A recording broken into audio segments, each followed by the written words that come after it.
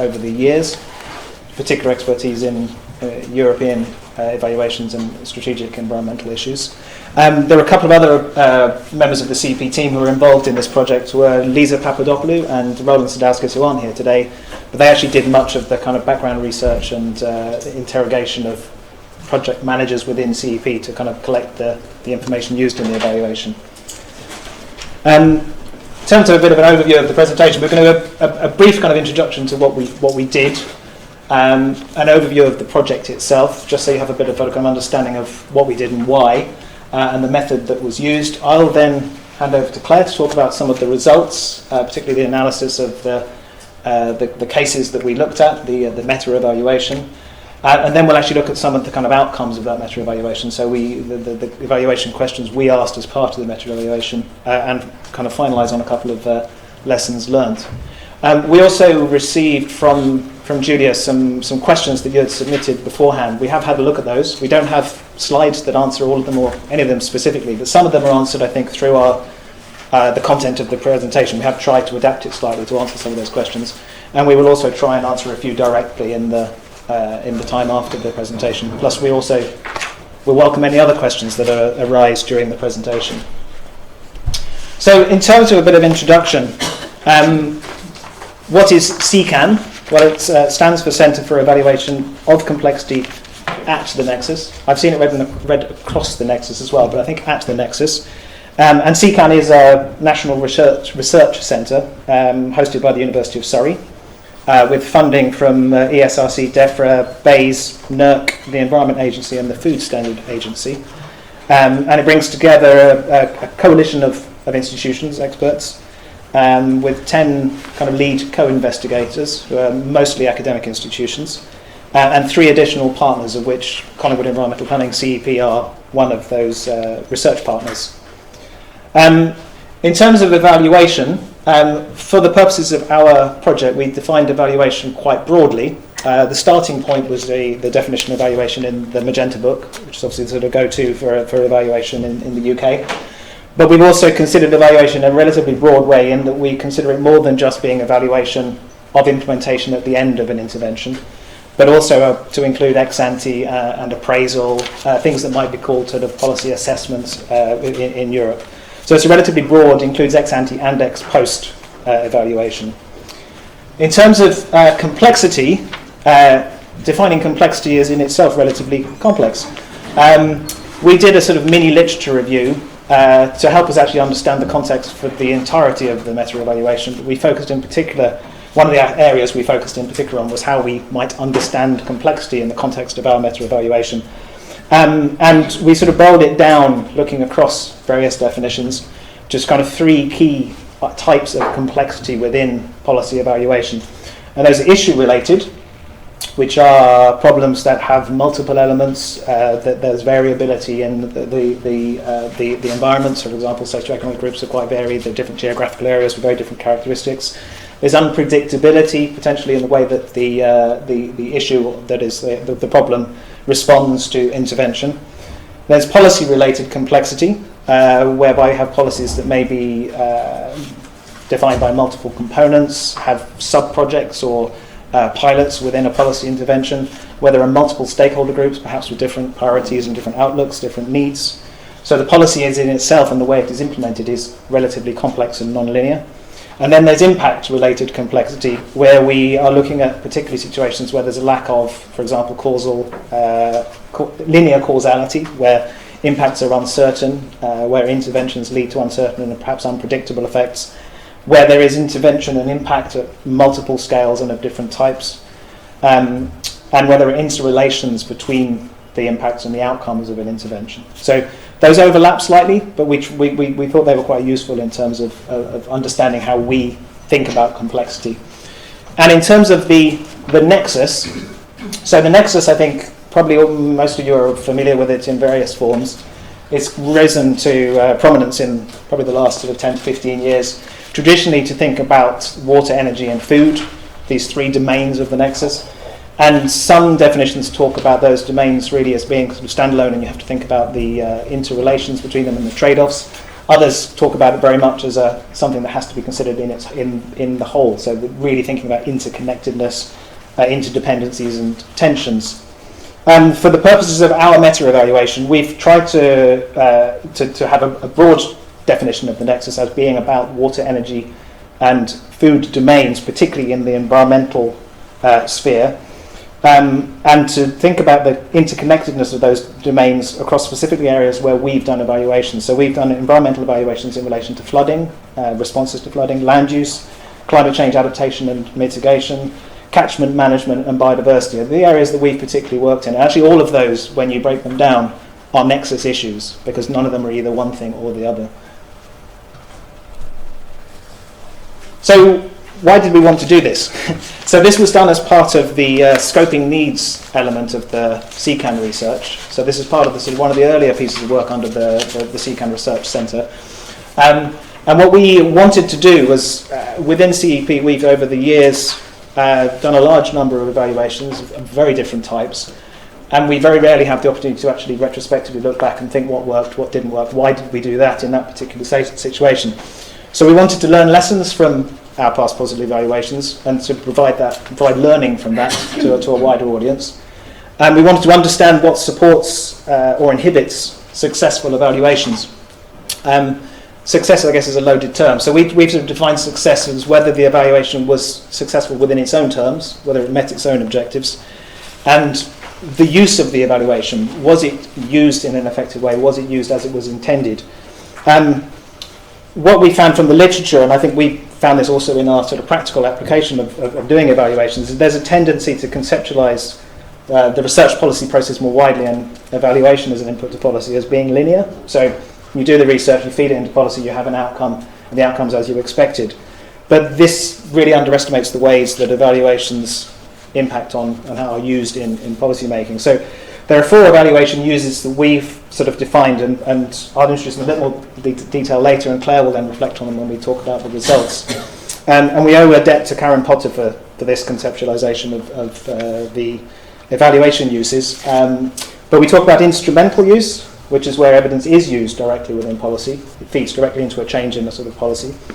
Conceptual use is where the evidence actually influences how stakeholder groups, those involved in the policy or the intervention, think about it. So they may sort of change their understanding of why they're doing or what they're doing. Strategic, which is thinking about more longer term changes in the understanding of an issue or type of intervention, and also for defending, promoting a particular policy stance in the longer term.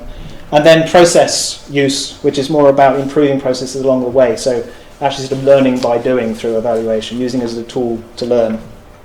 And as I said at the beginning, what we were wanting to do was understand how different types of evaluation can address different types of complexity. We're looking across the types of evaluation we've done, the sort of method we used, and the types of complexity we've identified, and we'll talk about how we actually did that in the meta-evaluation later. We wanted to try and understand what methods might be more useful and more effective in different contexts, and what are the kind of enablers and barriers to that. So I shan't read through these, but the evaluation was framed around 4 high-level evaluation questions, which we called meta-evaluation questions. And they are sort of a headline: was were the evaluations fit for purpose? Has the framing of the evaluation been more or less useful for understanding complexity? As in, did different types of evaluation actually help to understand and deliver effective outcomes in complex policy environments? What methods were used, and how were they used in different ways in different areas of complexity? And what factors have led to more or less influential evaluation uses and outcomes? So the meta of these high-level questions we sort of put these together into a logic frame and had a sort of series of specific evaluation questions, which were then used to test sort of what we call mini hypotheses. So we wanted sort of to be clear about why we were asking these questions. So as an example, one of the evaluation specific questions under the first meta evaluation question was, what were the objectives of the policy or intervention? Were they clear and appropriate, and was there consensus? And the sort of mini hypothesis that we were testing was the clarity and consensus on the objectives of the intervention will help support an effective evaluation. So relatively straightforward, but we basically broke down how we might understand our evaluations and how they influence complex policy intervention evaluations. And this is completely illegible, so I apologise, but it's just a logic model that we used for our meta-evaluation. We tried to, when we started this piece of work, we tried to apply our learning sort of in what we would do if we were doing an evaluation. So we just simply had a context, inputs, outputs, outcomes, impacts, a kind of classic logic model. And the context is that we wanted to learn lessons from past policy evaluations to understand the factors, so the questions I've already done. The inputs were the work that we did, so a focused literature review, a review of our evaluations, brainstorming and project board meetings. Outputs were our methodology and the application of that, and the production of a report for CECAN and a seminar, and in a sense this is one of the outcomes. And then the outcomes are that we're hoping that this will lead, through feeding into other work that CECAN as a research centre is doing, into increased understanding of barriers and enablers to successful evaluations in complex policy domains, increased knowledge, etc. So, in terms of the method, what we did is obviously we were examining historic evaluations that CEP have done. We limited to evaluations that CEP has done, because what we wanted to do was learn both from the physical outputs of those evaluations, so each evaluation will be producing reports, etc., but also from the institutional knowledge that we hold, having spent between us, Bill, probably 20 plus years, myself 15 years, Claire, Lord only knows, doing evaluations. And there's an awful lot of knowledge that doesn't make it into reports. There are things you can't report, there are things that aren't sort of written down into the form of reports. So we wanted to learn from our institutional knowledge by looking at cases that we had done. We looked across, and what we classified, as I said, we had a broad definition of evaluation, so we classified all of our past projects, and we came up with 43 specific evaluations over the last 10 years. And from those we selected 23. And we selected those by classifying all of our cases across various domains, for example, scale, the theme of the policy, the evaluation type. And we initially did literally a sort of tick assessment of all of our evaluations, so absence or presence of one of those themes or types of theme. And from that we selected 23 cases with the intention of selecting cases that were supported meaningful comparison, so essentially were internally consistent. And we also put aside cases where either CEP only had a minor role, so we were part of a project delivering an evaluation. The evaluations themselves were very small. They were either one-offs, so we were in a kind of group of their own, and they were not so useful for comparison, or actually there were no final reporting available, so there was nothing really to examine. And then from the selected cases, we did some more in-depth review. So we actually started to review the documents that had been produced. We produced an Excel spreadsheet, basically, where we had much more detailed narrative description of the characteristics of each of those evaluations. And then we held interviews. I myself was interviewed as a project manager for some of our evaluations. We talked basically to each other to feed in some of that more institutional knowledge, that learning, what actually worked, what went wrong, why was that one particularly difficult, what were the issues that arose, so that we actually learned also from very much first-hand practice. And sort of visually, again, probably a legible slide sent to those at the back. What we used, we called it an embedded case study design, which I'm sure Bill will tell us is a known term. To me, it was new at the start of this project. But what we want to do is categorise the cases into meaningful groups. No problem. And we ended up with 4 kind of groups of case studies within 2 larger windows, and then the kind of big window, which is that they were all CEP evaluations over the last 10 years. And we categorise them as being policy interventions. So those are things that are a specific policy. So an example here is evaluating the climate change strategy for Wales, or in the European context, the very, very boring ex post evaluation of the implementation by member states of the directive on pyrotechnic articles. One of my favourite projects of the last 10 years. We then had some what we called programme level interventions.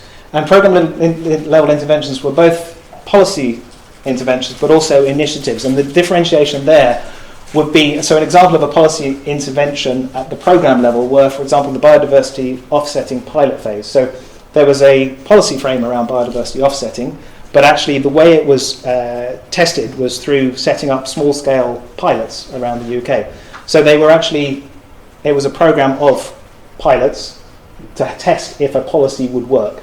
So those are examples like that. So what had a policy frame, but actually what was evaluated were smaller scale projects under a program. And then initiatives were those type of things where there were specific projects that were obviously delivering an overall outcome, but weren't linked to a specific policy area.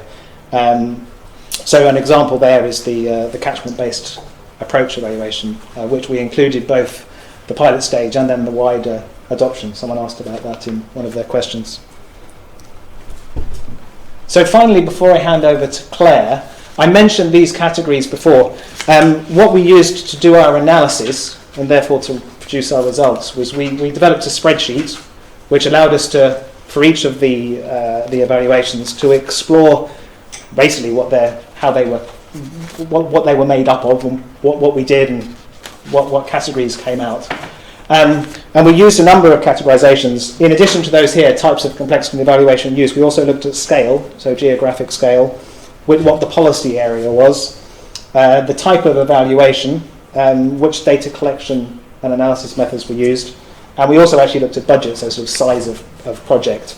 But these are the two key areas, I think, particularly for understanding lessons of what works and what doesn't work across the nexus and in complex policy areas. So types of complexity, which I already mentioned, so issue-related, policy-related, impact-related, and then evaluation use, which I also mentioned, so instrumental, conceptual, strategic, and process. And what we essentially did is we filled in this large spreadsheet, and then we did a sort of thematic analysis where we looked across all of the evaluations by theme and tried to pull out sort of key messages, what sort of use a sort of categorization process of tagging types of response under each type of evaluation. And we pulled that together, and then we had various sort of meetings and discussions to bring the collective knowledge and to come up with our analysis and results, for which I'll hand over to Claire. Yeah, do you mind if I ask a question about that? Of course. I mean, I don't mind. I don't mean I do mind. Hi, my name's Josephine. I'm with Overseas Development Institute at Rapid, and we're also researching complexity and evaluation and looking into this, so I was really glad to come today. So I just want to know, how did you choose these three areas of complexity? Was it based on some literature? Because we have our own way of looking at complexity. And another reason why I'm looking at this is because complexity is one of these things where, okay, so you define it, you separate it as issue and then policy and then impact related, but often complexity, I mean, it's all kind of jumbled together. Yeah. No, absolutely. So how did you separate that? No, it's a very good question. Yes, we did do a literature review. We looked at the various uses and definitions of complexity. I think we probably did look at the ODI stuff as well. And yes, absolutely, I should have mentioned that. These are boxes that are useful in the sense of doing a categorization, but actually most evaluations and most policy interventions will have, they will feature a mixture of different types of complexity, and the uses will also, it's very rarely that you'll have an evaluation that only seeks to do, and certainly only does have one type of use or even two types of use. So mostly they are bunched together. So what we did in terms of the analysis spreadsheet is we would include information on all of the types that were present. So it wasn't like it was if there was one you didn't consider the others. So yeah, we did consider them across the board.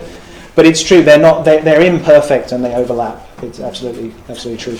But I suppose if underneath we had subheadings, so each category had about that number of different headings. So they were quite able to, you could identify them, but there wasn't an explicit sense of these being mutually exclusive. They were, characterising it. And I think as we go through the results, you can see it's partly about navigating that complexity and what becomes an issue in the evaluation. So what do you then have to pay attention to? And that seems to be quite a theme that came through. So yeah.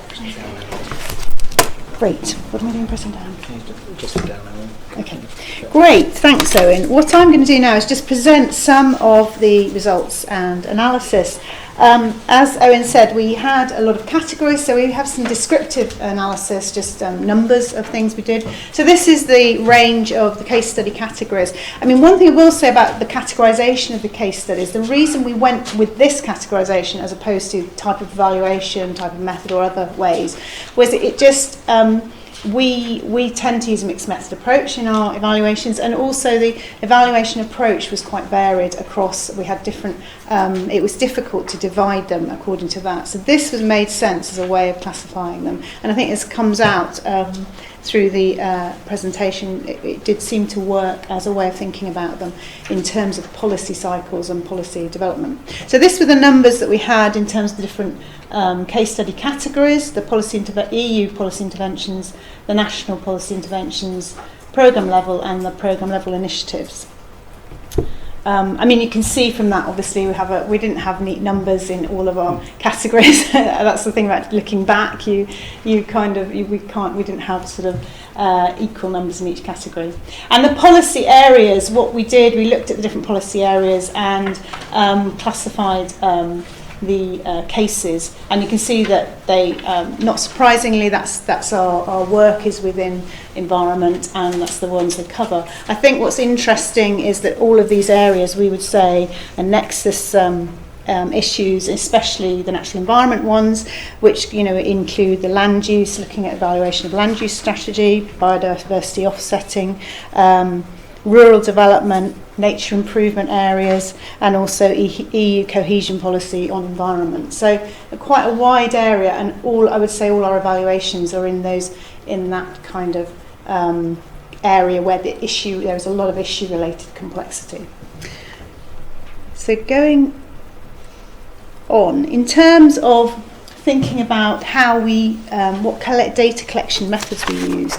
So we had, for each project, I think what's interesting here, for each project we could tick more than one box. We use a range of methods, and that's something that typifies the way we work. But it also, I think, as we go through, I think makes some reflections on why that was actually a useful approach in terms of evaluating complexity. And we're using both quantitative and qualitative approaches, which often allows us then to triangulate the findings. And I think, again, when we come to it, looking at one of the areas of complexity, which is multiple actors, multiple different perspectives in an issue, having that ability to both get quantitative and qualitative data and bring it together is really helpful. Also, the use of workshops and engagement with key stakeholders through an evaluation process. So that's something else that we found a number of our projects used, those types of events, which is a way of having ongoing evaluation kind of reflection with clients and stakeholders.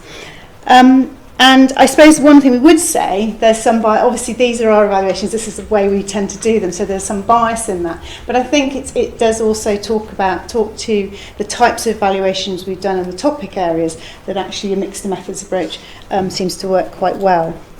Now, in terms of complexity across the project, so what we did, as Owen said, we rated the complexity. The project managers did that, and we asked people to say what the top three. So out of all this list, what were the top three things that really we saw as important to that project? What did important mean? Well, it meant, I think, on reflection, it relates to whether that type of complexity became something we had to navigate within the evaluation. So was it something we had to deal with, or we had to understand, or think of strategies to manage?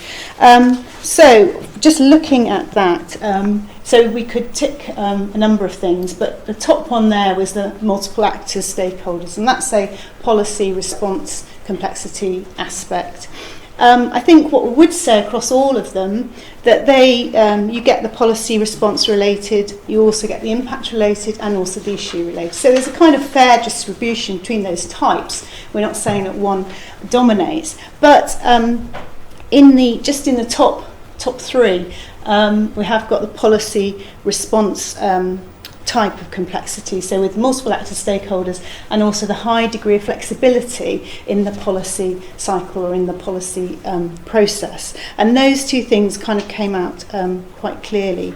And I think what we go on to talk about a little bit later is the idea of sort of intrinsic complexity. So there's an intrinsic complexity about nexus issues. So certain things like environment, being able to measure environmental impacts, there's often a very long time delay to know whether your intervention has had an effect in terms of the environment, and that's intrinsically quite a difficult thing. Often there's poor data or there's a lack of data availability, and that's another thing that we often came up against. They're sort of intrinsic, but these more, what we might call more extrinsic things of policy, the policy environment being complex. And I think part of what we found out was trying to understand what the aspects were of that and how then an evaluation could help think that through with clients. So we also, as we said, again, oh sorry, this isn't brilliant. We looked at all the projects in terms of their use. And so again, we've got the instrumental use, so that's whether there was a sort of sense of following the linear policy cycle, this had a direct impact on the policy in quite a formal way. The conceptual use, which is more about did this change framings or thinkings around the policy or the policy area. The strategic use, which is again thinking about whether the work was about developing or supporting a policy, and also looking more forward thinking about how the policy might develop. And the process related use was, did it impact on how things were being done, how the policy was being implemented. What you can see across this is that many projects have different uses, not surprisingly. And I think one of the things again that came out of the project was thinking about use in a wider way is actually quite helpful for evaluators, because it kind of helps you think about where understanding impact, and also I think for commissioners and clients it's a useful way of thinking about what impact do you want this evaluation to have, why do you want to, what's the commissioning, why are you commissioning it. So you can see that they have multiple uses. Also and we'll come back to it, is the EU ones tended to be the ones that had the instrumental use, and that's something we will I'll come back to in a minute. Now the next slide is a complex slide, and hopefully it's one that you can't. I do apologise. You can't read all of it. Can you read any of it? But one thing I will say is we've got I don't know if you all got the note, the evidence policy practice note. Anyway, you should have had that, but that has a lot of this in there. Plus, we do have a report online, so if you want to look at it in more detail.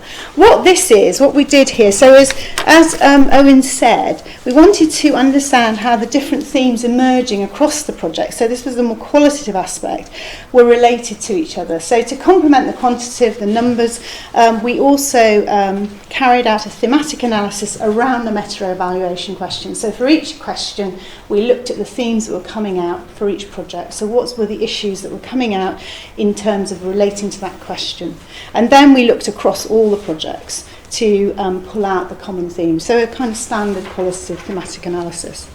And the themes here that emerged are highlighted here in different colours. So one of the things, this map, we've got two maps. This is a map of the UK national and programme levels.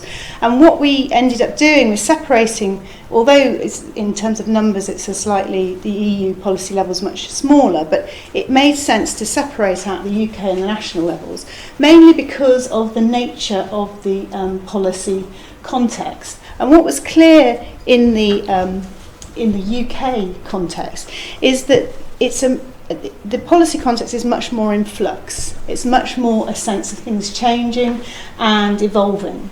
And that has impacts on the evaluation and on the policy objectives. So in pink we've got a thing about clarity of policy objectives. And one thing we found from the project was that where a project might have this kind of more evolving policy process, there would be perhaps less clarity on policy objectives, on what the policy was trying to achieve, quite a lot of maybe different perspectives, again, people with different perspectives on what they were trying to do, and also that then kind of, you need maybe a sort of confusion between what the policy was doing and the evaluation was doing.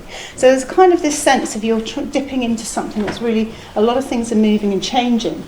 And that, one of the things that we thought was, that might lead, that perhaps came out of that and was part of that, was a lack of explicit theory of change. So a real sense of what the intervention was trying to address and why it was thought to be able to do the change that it was designed for. And one thing the evaluation can do is help people think through the theory of change for that policy and for the intervention. So that's something that I think is quite a useful thing. And within this model, there's quite a lot of flexibility in the evaluation process. So as an evaluator, you might be commenting on or trying to help work with a client to think about policy objectives in order so you can have something clear to evaluate. So there's some interesting roles there for evaluators. And then in terms of methods, and we talked a little bit about this more earlier, but really kind of taking a mixed method approach, and qualitative often seemed appropriate, often because there's a lack of long-term data. Now, interestingly, in this sort of cycle, the impact of the evaluation tended to be more strategic, conceptual or process. So less of that instrumental, because we're not in that very sort of neat linear policy cycle where you do an evaluation, it has an impact, and then it all moves on. And this contrasts with the European level. So here there's much more of a stable stability of the policy process. And this is not surprising, because there's a very clear policy cycle that exists at the EU level, which in turn establishes a much more rigid monitoring and review and evaluation process. And that's partly because having to work with lots of different countries, lots of member states, so it's a very clear cycle. And therefore, the evaluation has a specific role, and in some ways is in quite a rigid cycle, but it would probably, what we found, that it's more likely to have an instrumental use, so more of a traditional use. It directly changes into policy. And one of the things we've been thinking about, it sort of relates to the idea of double loop learning. So are we asking ourselves, is this thing that we're doing the right thing, or are we actually questioning something a bit higher upstream? And I think within this you're asking, is the intervention working? Is the policy actually doing what it said it would do? Whereas some of the other, when it's more flexible or more in flux, you might be actually asking, is this the right policy? Is it answering the question? So it's a slightly different, just a different perspective, but giving us some information and some thinking about what evaluation might be doing, and in what context, what the complexity is. And this really links to some work that's I'm sure some of you are very familiar with, and what seems to emerge confirms a kind of UK policy cycle that's perhaps more dynamic in the interaction between the purpose, the realisation and design of the policy. And we have evaluation in the middle there, really being involved in actually quite a lot of these different things. And this certainly, I mean, this was something that came as we were doing. I mean, the project was very much, we did a literature review, but it was really quite a bottom-up project. And as this was emerging, it kind of fitted very well with this idea of having a more system stewardship model of policy making, as opposed to the more traditional sort of representation of the policy cycle there, where evaluation comes in here and adapt, and then it sort of goes round, which many people have talked about is not really particularly realistic representation of the policy cycle.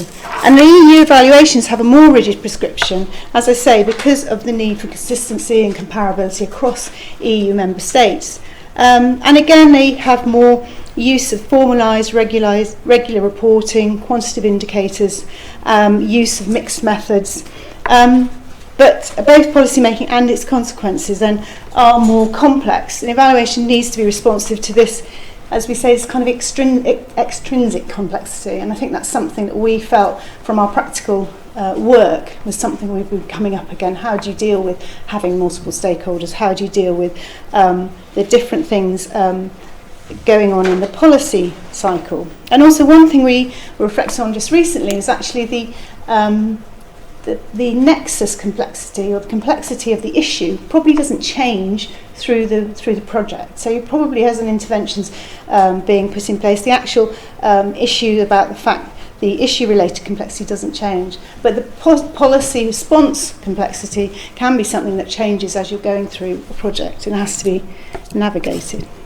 Okay, and just then going on to back to evaluation use, to show you some of the, it just kind of reinforces a little bit what we said before. So these were the types of evaluation use by case categories, and you could see as the so with the EU 100% there is instrumental use, and as we go down to the sort of where as the policy context is more fluid, we get more of the conceptual and strategic use happening there, and similar there. And this is looking at the policy context, and the in the UK policy context there's sort of flexibility needed in evaluation and an evolving policy context, and in the EU case there's more of a rigid evaluation context framework and a more stable policy cycle. Okay, I'm now going to pass back to Owen to talk a little bit more about the meta evaluation questions. Yes, so we've now got a series of slides where we really dig a little bit deeper into the overview analysis that Claire has presented, and particularly focusing around the answers or the learning under those meta-evaluation questions that I presented earlier. I'll be talking about the first two, and then I'll hand back to Claire for the second two. So the first question, if you remember, you've probably all been taking notes. Were the evaluations fit for purpose, and was their purpose clear? What lessons can we learn about assessing the effectiveness of policy interventions? And in trying to answer this question, we considered clarity around policy and evaluation objectives, the circumstances in which evaluations took place, for example, particularly in terms of the governance and stability of the policy context, which touches on some of those elements that Claire was just talking around, different policy cycles in, for example, EU versus national policy. And the evaluation project management as well, so the context in which the evaluation took place in terms of how that project was managed, and what that might mean for the evaluation. So taking the kind of first of those, so the clarity and consensus around intervention objectives. So by intervention objectives we mean the objectives of the policy or the programme that was being evaluated. And a couple of kind of key messages from that are that interventions that have a sort of a learning element, that are exploratory in nature, and where process is a defining characteristic, are often represented by quite a lot of ambiguity around. Quite a lot of ambiguity around the pathways to implementation, essentially. So it's not clear necessarily what the implementation routes are and how the objectives will be met, and indeed, not in many cases, the objectives may be quite unclear. This is particularly the case, for example, where you have a programme intervention that is being delivered through a number of individual projects. There may be some relatively loosely defined programme level objectives, but if projects are being encouraged, for example, a number of evaluations that we have done are projects delivering a programme, and the projects are encouraged, and in fact it's a defining aspect of the programme that projects have flexibility in how they deliver and can set their own project objectives in order to make the use of funding and the delivery in particular kind of contexts more efficient. That then makes it very hard to understand how a programme's objectives have been met, because you have all these multiple objectives being reported against by projects. You can't then collect and compare the information that's coming from those. So how can you, in some ways there is no way around that without imposing a very strict implementation programme on individual aspects of individual projects within a programme.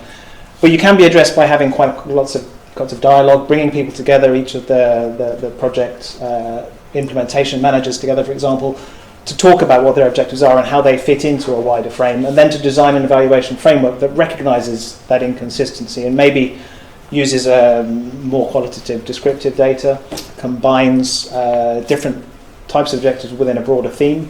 So quite often we would then, rather than defining objectives very strictly, we talk about thematic objectives, and then projects can be delivering under those different themes, and you can report at a thematic level rather than trying to kind of fit everything into a very concrete box. And another sort of issue that sort of has come out from the analysis is that often there is a lack of baseline. Baseline is often not thought about. Baseline is quite difficult, particularly in interventions that are new or are being implemented in lots of different areas. And trying to establish some sort of baseline at the beginning can be really useful, particularly where you don't have very specific objectives, because then you have something against which to measure change. I've actually it's not actually in the report, but one thing I think here is actually sometimes baseline isn't possible. There simply isn't data and you don't know. But that doesn't mean you can't describe a sort of theoretical logic and context in which a policy or intervention has arisen, and then you can test change against that context. So for example, it's not part of the evaluation because it's not complete yet, but we're carrying out an evaluation at the moment of the Albright Future Programme, which is a programme funded by the Big Lottery and being managed by the Royal Society of Wildlife Trusts. And 31 projects of very different scales are delivering under quite broad themes related to engaging young people in the environment, to improve their self-esteem, to improve the environment, to get communities engaged in the local environment, and to bring about education and learning of young people. They're all doing very, very different projects. And it's almost impossible to establish a baseline for such an intervention. But that said, we have done a literature review, a review of the theoretical context. So what is the evidence that getting young people engaged in the natural environment brings about educational benefits, for example, or increases health and well-being? And then by exploring that, you can actually set up a very clear logic for the intervention and work with the projects to collect data that helps to test those theories that you've identified and then test and prove them as a way of reporting a measurable outcome, rather than having a baseline that X number of young people are doing this now and we get to Y number of people. Can I just ask? Yes. What about the difference between correlation and causation, which is like a big issue in evaluating policy impact on a disease? Mm-hmm. And there's so many different policies, and we literally don't know what's impacted disease level the most. Yeah. But if disease has fallen, then how do we know if that's a correlation or a causation? Did you do anything on that? I personally don't have a specific answer for you. One thing that we don't tend to work in those sorts of evaluations. Most of our evaluations are around interventions, for example, in the sort of flooding area where it's getting communities involved, and it's more looking at types of practice that might lead to outcomes. One thing I would sort of suggest is that this is an example where using a clear kind of logic model and theory of change can be useful. It was actually one of the questions about sort of wicked problems, and where there isn't that kind of clear linear causality, and it's unclear whether an outcome has been caused by your intervention or something else happening, something environmental, is that if you can build a relatively clear theory of change that identifies contextual factors that may also be influencing your outcome, you can then at least try and, you can't necessarily control for those, but recognise them in your evaluation and your evaluation reporting, that there may be other factors. In terms of actually sort of using a kind of quantitative analysis to weed out those intervening factors, I don't have I think sometimes it's just not possible, but at least being open and transparent that there are other factors at play, and reporting on the limitations of your own analysis, I think is my suggestion. Bill, maybe you have a different answer. In terms of just in terms of the types of projects we were evaluating, then certainly we did, in a number of them we were looking at counterfactuals,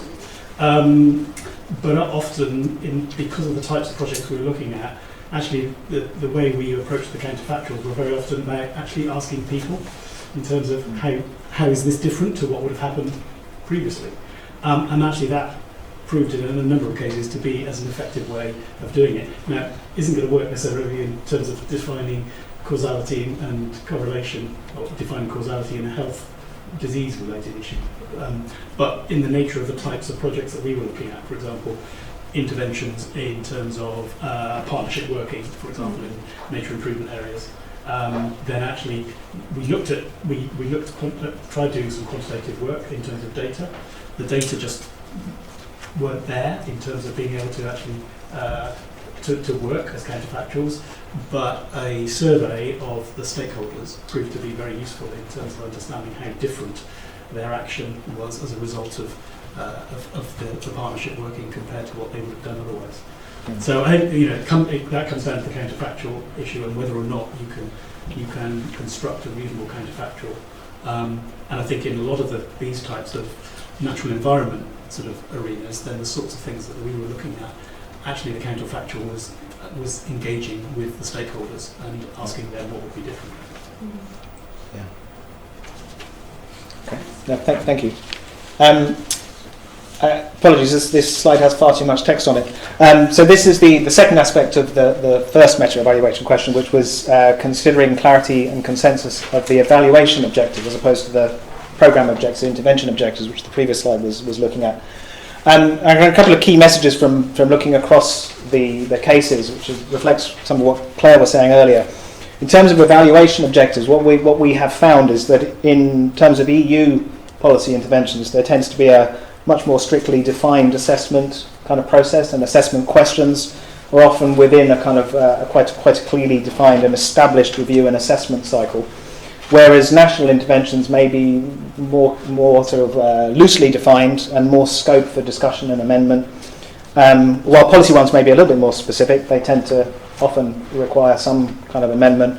Often when an evaluation starts will perhaps be the first time that a logic model has been applied to a policy intervention, for example. And program level interventions, as I said, are frequently quite loosely defined in terms of objectives. And flexible, especially sort of multi-project programs.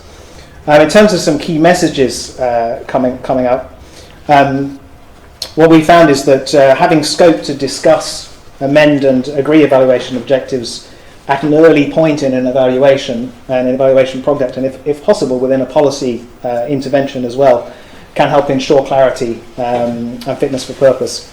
And particularly when you're reflecting on objectives over time, having ongoing reflection on your evaluation objectives is particularly important when policy objectives themselves may be evolving over the time of the project. One thing that has categorised a lot of particularly our evaluations of national programmes and policy interventions has been that priorities change. At the moment we live in very changeable times, but a new minister coming in to a department can suddenly change all of the priorities for what's going on. And that can make it very hard to have any kind of consistency of evaluation. So being prepared to reflect on and discuss changes in evaluation objectives is important and can lead to more effective outcomes.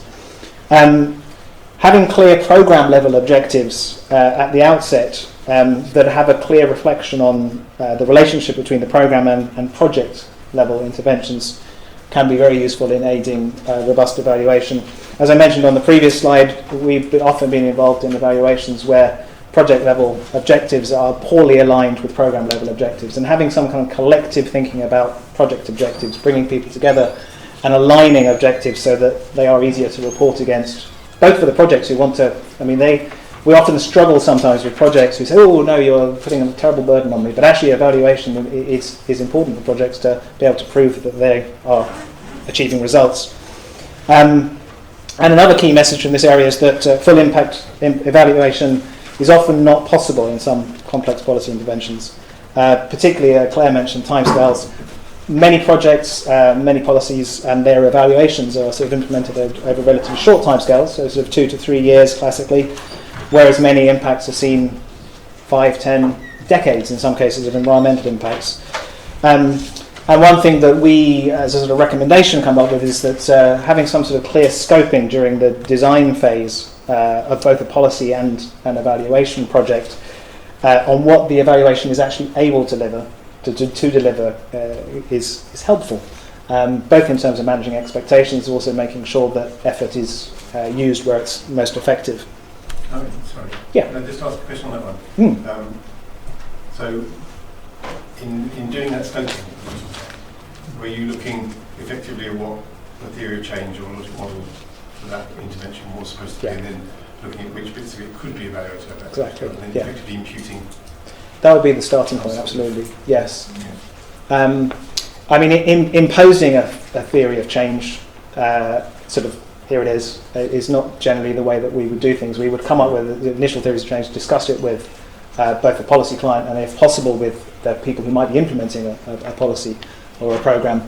But yes, absolutely, you can build the picture of the intervention. And actually, I think that theory of change, in terms of these, particularly in terms of complex policy interventions where timescales are either uncertain or are longer than the evaluation is able to evaluate, and having a clear theory of change that actually explicitly says we know we can measure this, and you may only get to the point of outputs on some policies, but if you can then build in, we believe these are the ways that these outputs will lead to outcomes and impacts, you can either use a sort of theoretical approach and actually say, we know that if we do this, it'll lead to that and that, or you have to put in place and hope that long-term sort of monitoring kind of happens to actually measure those impacts over a longer time frame. Certainly in terms of environmental, we've been involved in nature improvement areas as an example of a program where projects were seeking to establish habitats and encourage the reintroduction of native English species, for example, in areas. Obviously, planting the type of habitat that encourages a certain species will take a couple of years. The program was 3 years long. You couldn't possibly understand changes in the number of species and the status of species over less than 5 years. Even the guidance of the DEFRA's biodiversity monitoring indicators talk about at least 10 years worth of data before you can actually start to think about change. But even then, cycles of weather patterns and other influencing factors mean that it's quite difficult to actually say you've established a habitat that is supporting species and improving their status. So in that case, all we were able to measure was that the project has created this type of habitat and has put in place a management scheme. And we encourage, obviously, that to be monitored over time. Okay, I've got to hurry up. We're running out of time, and Bill and I have got a flight to catch. The final aspect of question 1 was key messages related to the stability and effectiveness of the policy and governance context. Again, there was this sort of division in terms of the cases for European policy and national. And once again, European policy context tends to be much more stable. Funding cycles are longer. There's less dramatic change at the EU level.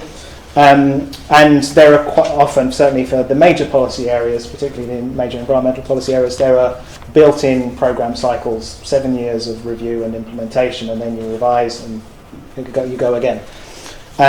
Within the national policy context, there is a greater degree of flux, let's say. So policies and programs are often subject to change at short notice. They often involve multiple stakeholders with quite differing priorities and needs.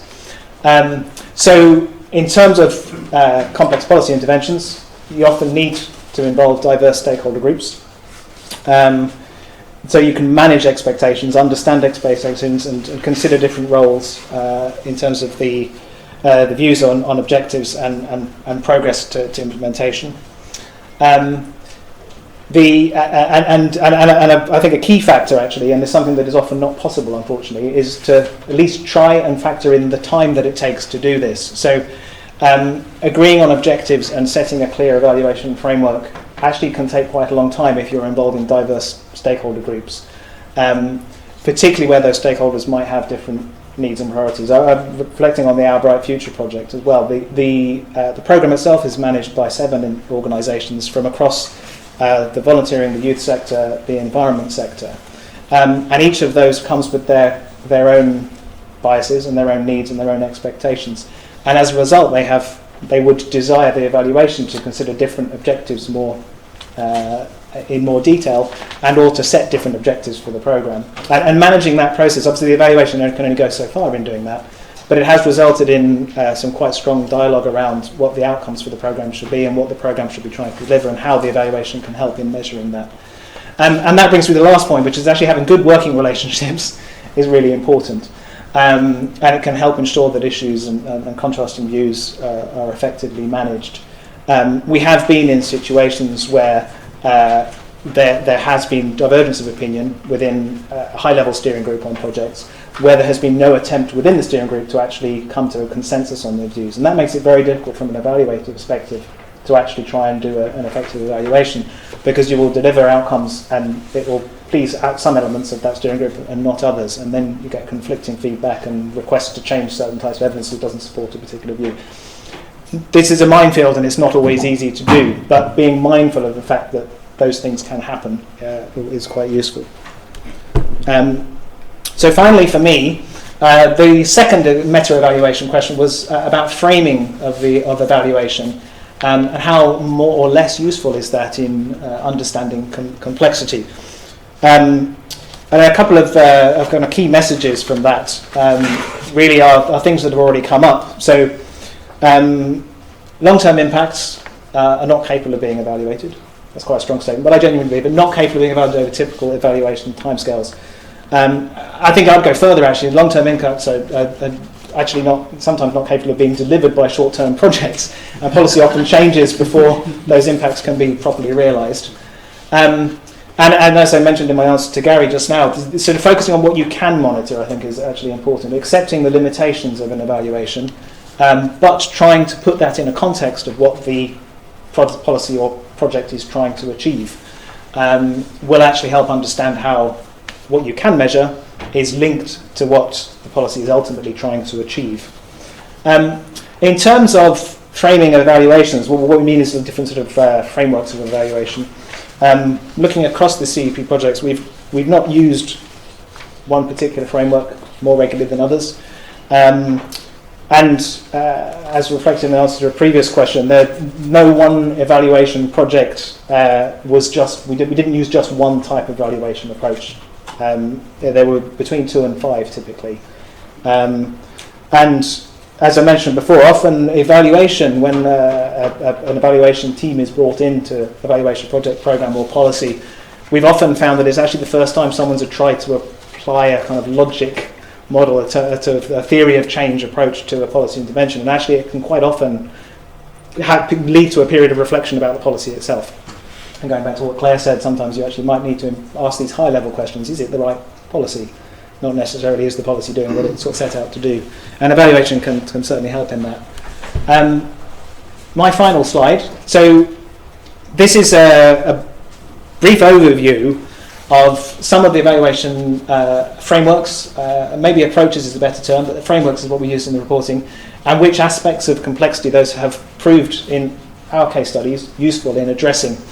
So theory-based evaluations, so the use of theories of change and logic models, also just described as sort of realist approaches, where you sort of accept that an intervention happens in a complicated context, and you need to understand it within a frame of a causal kind of, but not necessarily linear causal frame, are quite useful in addressing, for example, lack of clarity and causality between actions and impact.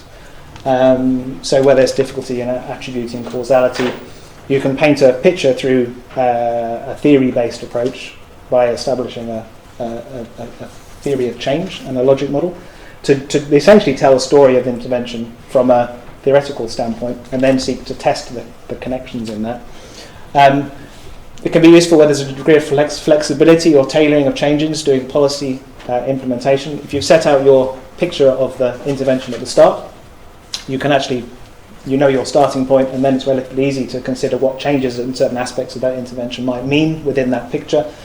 As in discussing with Gary, sort of timescales, it may be that you accept that your impacts are outside of the timescale of the evaluation or outside of the timescale of the intervention, but by putting them into a theory of change, you can link those to what the policy is doing and what the evaluation is able to achieve.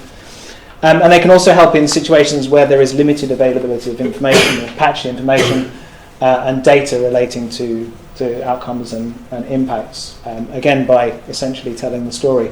And one approach that we have used where there is limited information or where data is inconsistent across an intervention is actually using a relatively complete theory of change to identify specific causal kind of what we call attribution routes. So you can look at elements of an intervention rather than trying to understand the whole thing, and tell sort of mini stories in a sense of how types of elements of intervention within that policy or that programme leads to specific outcomes.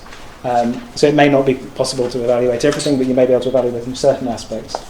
Formative evaluation. So we define formative evaluation as being one that's in place right from the outset of the establishment of an intervention, and it's a learning process, so it feeds into the project development, it feeds into the intervention development. I won't run through all of these because I'm conscious we are running out of time. This can be useful in areas where there is a degree of unpredictability in the problem, where you actually you learn as you go along, and the evaluation adapts and is flexible to those changing needs. Again, it addresses things around timescales and availability of information and monitoring data. Participative evaluation, which does what it says on the tin, it's where you involve people in the evaluation, is obviously useful where you have multiple agencies and actors, stakeholders that are involved and that may have conflicting interests. Basically getting people talking and trying to reach consensus, or at least understanding which different elements need to be considered. And finally, we've used in some cases quasi-experimental. So by quasi-experimental, it's an experimental design where we don't have randomised control groups, basically. So what we've classically done is identified an existing comparison group and then tried to address a selection bias. An example being the Nature Improvement Area Initiative. There were 12 pilot projects that were funded. There were about 50 applications. A number of those decided to implement the Nature Improvement Area. What were they called? There was a guidance on what they should include. They decided to implement themselves as non-funded NIAs, essentially. And we were able to consider some of what they managed to do without the funding, without the support of the programme, because there was a programme supported by Natural England and DEFRA, and compare the two. So it's non-randomised because they were already interested in doing it, but it did give us a degree of comparison. And I think I'll stop talking at that point, because I've talked too much. Right, I will just whiz through the last two. So one of our questions, the third question, was what methods were useful, have been used for dealing with aspects of complexity. And two of the key messages really were, and I mentioned before, the qualitative and mixed methods were well suited to addressing complexity.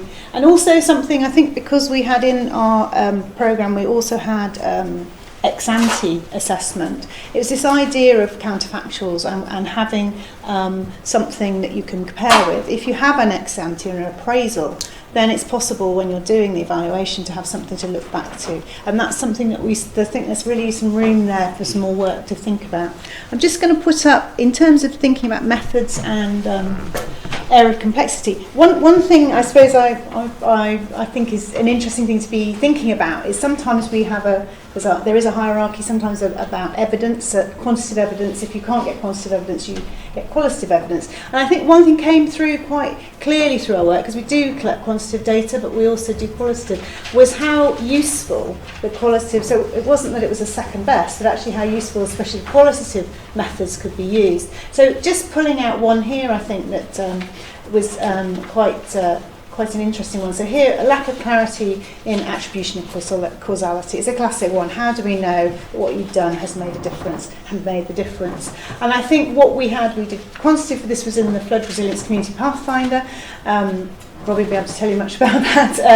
And we had quantitative findings, so we did surveys and we did quantitative data, but actually it was the qualitative data that helped us really get a deeper understanding of outcomes and links to impacts, again around the counterfactual, what would have happened anyway, what would have happened without the intervention. So rather than, that was a really, really useful one. And then I think also in terms of the problem when it has multiple elements. So having a mixed methods approach. So this one was looking at strategic environmental assessment research, so how strategic environmental assessment was being implemented in Scotland, and the observational nature, so going and talking with and observing what was happening gave a clear picture of case studies, and then having case studies really gives you the depth, so you can kind of do some understanding. So I think there's some interesting things about mixed methods and also qualitative data. And finally, I mean, we've talked a little bit anyway about evaluation impact or evaluation use, and I won't reiterate the thing about EU policy evaluations and the UK environmental policy. Two things which I haven't really mentioned before, but actually knowing the impact of an evaluation was quite difficult. So we did make judgments about this when we were doing the analysis, and it's an area where it would be really nice to do more work to really understand what are people doing with evaluations. I mean, sometimes, you know, people will tell you in passing, sort of, I've had this a year later, say, oh, what happened to, oh yes, we did this and this, and it's understanding a little bit more about that would help tailor evaluations to understand where are you going to get the most impact, and what does the person commissioning it really want from it. So I think that's something that's important. The thing about being having a system in flux is that evaluation has to be more nimble and flexible, and I think that's something that comes out quite clearly.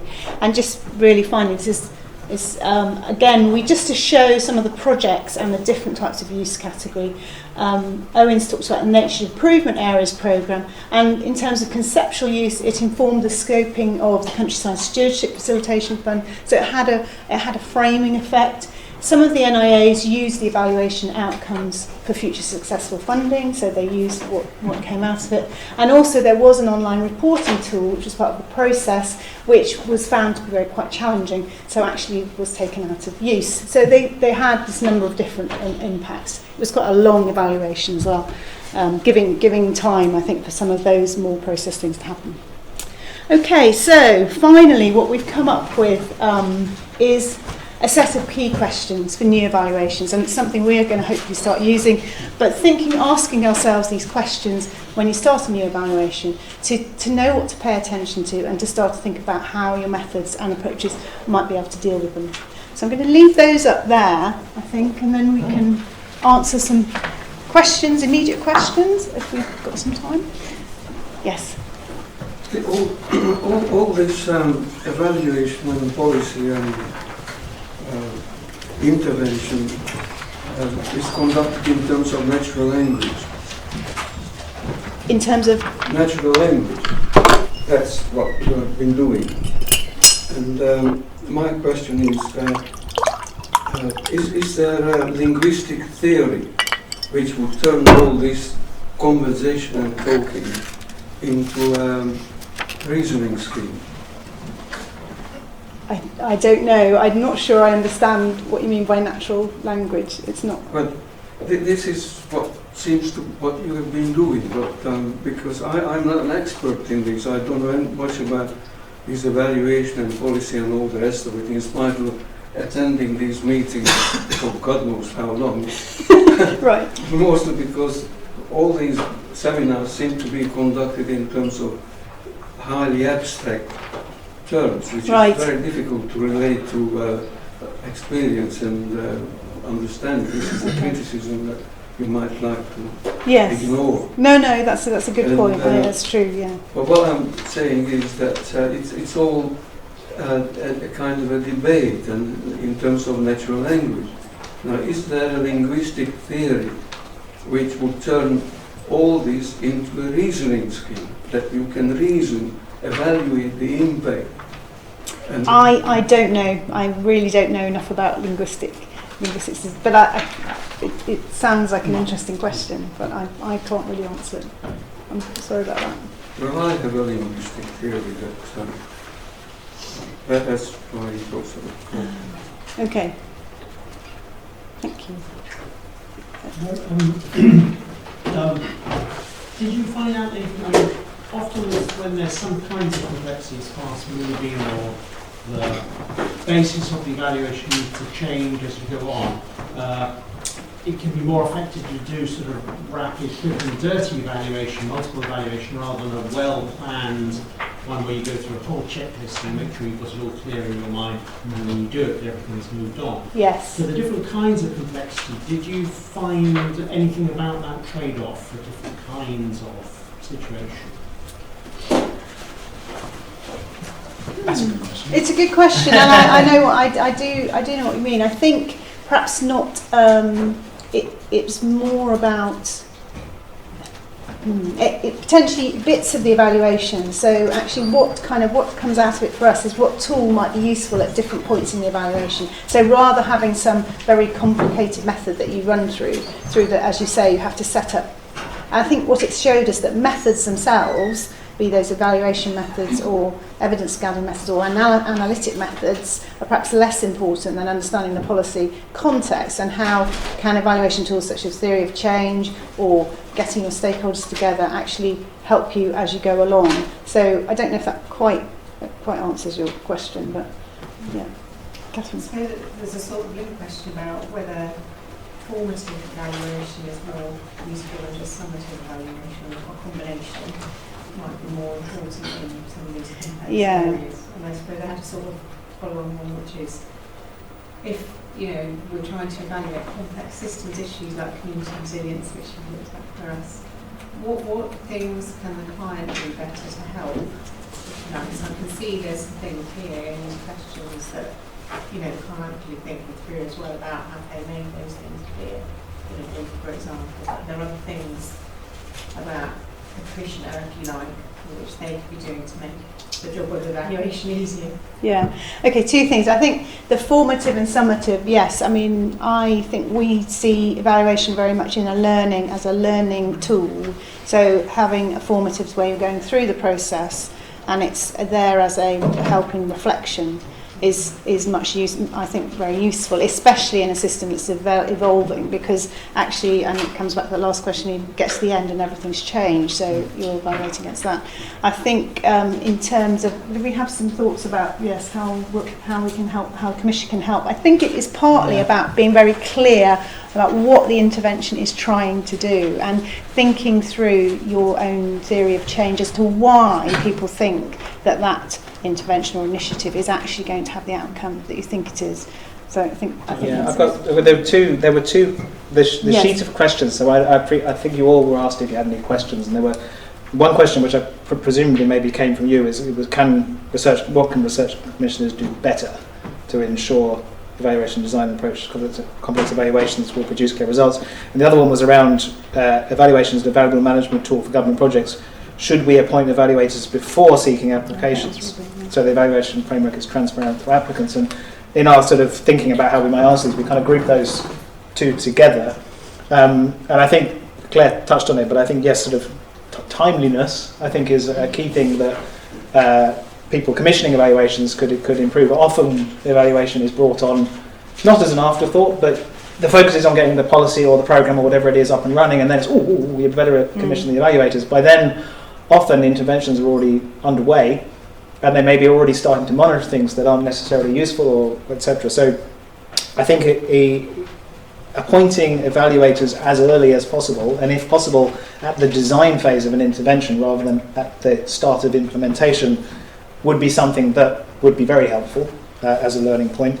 And I think the other thing is entering into dialogue and recognising limitations. So being realistic about what evaluation can actually do, recognising the value of different types of evidence. It actually very much depends on clients, and actually the Commission is probably in some ways worse is the wrong word, but it's more challenging than say than UK government departments, for example, in wanting quantitative answers to questions that really only have qualitative ones. And being very clear and accepting input into the setting of programme and project objectives. Bill also has something to add. I think it's sort of linked to that, but it's actually very often we find when we're doing evaluations that's often the first time there's an explicit theory of change developed, and I think actually if that thinking about the theory of change had been more explicit previously as part of the policy development, then actually it would be much clearer as to what it was you're trying to evaluate and what point you're trying to evaluate. And so that's one of the key messages I think comes out around that whole theory of change. So there may be some basic logic models, but actually that often hasn't been unpicked. Gentleman back in the A related question. The wording in this is very politely modified. Complex policy interventions often require the involvement of diverse stakeholder groups, things like that. Yes. What are the worst things you've seen from commissioners or clients, and would really like to see done away with to effectively deal with? Well, it's not worse. I think one of the most tricky things to deal with is when, and we've had this on projects, when there isn't a consensus on a steering group, and that can be fine sometimes if you have a project manager who manages that external, but if you don't, that can really take time up in trying to, you can get pulled in all sorts of different directions. So I think that is and it's really interesting because it perhaps suggests that the issue is upstream. It may not be about the evaluation, it may not be about the policy, it's about something else, and actually that probably needs dressing before you can get people to, but we have had projects where that's been managed really well, and so actually you get that's been managed by the project manager on the client side, and so it doesn't affect what you're doing, what you're being able to do. And a second key thing, which in some ways is related, is we have had examples where there has been, whether it's a conscious or unconscious misunderstanding of what an evaluation is actually doing, and thereby there's either been I'll use the word pressure to say certain things and report certain outcomes, and or there is a desire for an evaluation to only tell good news stories and present positives, which it can do, but at the same time our approach to evaluation is that it should be an independent examination of the intervention against a set of predefined questions and criteria, and then establishing whether it worked or not, and what worked well, and to learn lessons. But our way of managing that is generally to say, this is what the evidence says. We won't report anything else. We'll give you the evidence, and if you write a separate report saying something else, that's your job. But I think those are probably the two most challenging things that we've had to deal with. Sorry, got more questions at this point. No, related to that, I work at the Environment Agency, and I completely agree with what you said about it's the first time that you're introducing sort of logic framework often. And I wanted to ask you, when you said this, sometimes tricky to, you come in as an evaluator, or you also come in as a support to those projects that you're evaluating, that I come across a lot often, the sort of knowledge of evaluation is quite low, and to get the right data you need to more or less kind of get involved. So do you have any sort of tips about how to balance that? Because I think often our role as evaluators are actually about helping people learn at the same time, not just extract the data, but then that challenges the objectivity of it. Yeah, it is difficult. I mean, I think in the Flood Pathfinder we had 13 projects who had different levels of evaluation experience and also what they wanted to get out of it. I think you do compromise on what you can ask people to do. So people are trying to deliver a project, they're maybe not trying to do the evaluation. And on that one, for example, we thought we could get everybody they were going to do community surveys, and we thought it'd be great if everybody could answer the same questions. But actually, that just wasn't something that was feasible. So we had to compromise on getting data that was different from different projects. So I think it is. I mean, I think that's really a positive thing that can happen through that relationship, is the learning and enabling people to do reflection. Because I think you do get people who are brilliant at delivering projects, and that's their forte, but what the evaluation can help them do is reflect on that, which can hopefully improve that delivery. So that's where I think there's a real role there as well. But it is hard to sometimes stand back.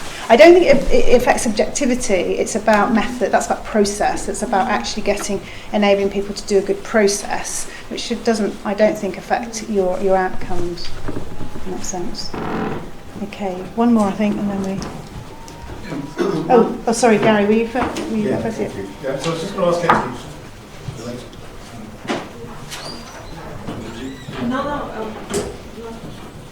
Okay.